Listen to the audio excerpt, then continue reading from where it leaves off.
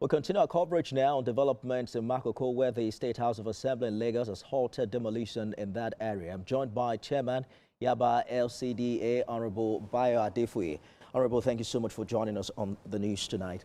It's a very sad development for many who have now been displaced in Makoko, even before the latest Assembly intervention. Yeah. As Chairman, you said you weren't initially carried along with the demolition. What specific role have you played, or did your council play after the demolitions began? Well, after the demolitions began, because I wasn't carried along, it came as a shock to me. I immediately went to meet with them, to engage them, have a stakeholder meeting with them, and talk to them about their, of course I told them that the power lines were dangerous for them to live under, and I empathized with them, and I tried to let them know that I was going to come with something for them to just to ameliorate their pain at that they were going through. I commend the state government, I commend the House of Assembly for their intervention. I also have had taken down palliatives to them myself on the water, just to show them that, look, your government cares about you, the local government cares about you. And I assured them that, look, the state government is looking into this issue.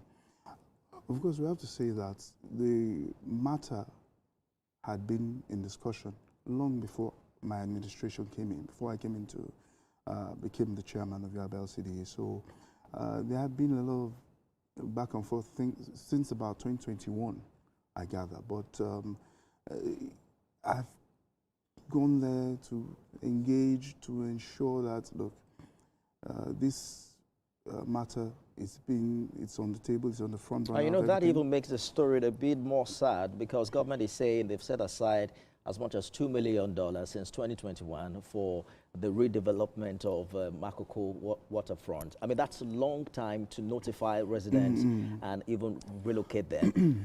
From your interaction with the residents, what immediate steps must now be taken at the grassroots to rebuild confidence in government intervention of this nature? Well, of course, we must attend to their immediate needs, and accommodation is one of their needs. Of course, the local government doesn't have the capacity right now to do that. That is a state-level intervention. Yeah, that's a state-level intervention. But we, as the local government, have been on ground. We've been discussing with them.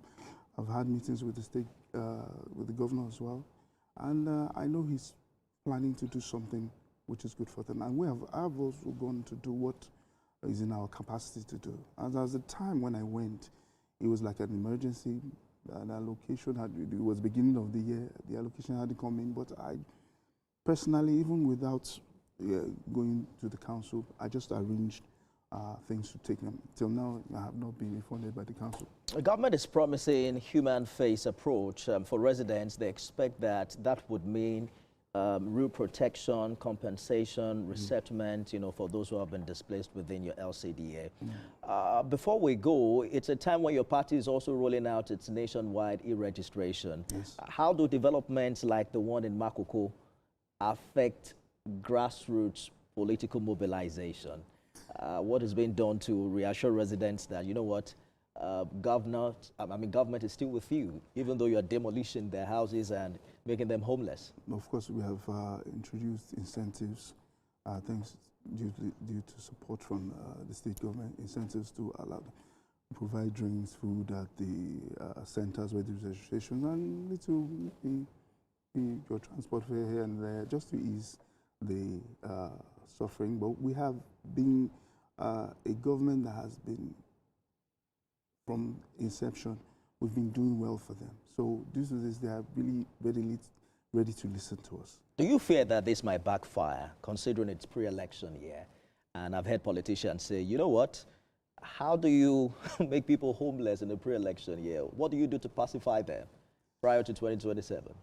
Well, we will take every step possible to ensure that they are pacified and their condition is given the attention it deserves. I must say the state government is not taking this lying down, neither is the local government. So we are on the matter, and I'm sure that even due to today's intervention by the House of Assembly, they can see that it has received a lot of attention, and we're going to do everything possible to ensure that they are okay and everything is well resolved.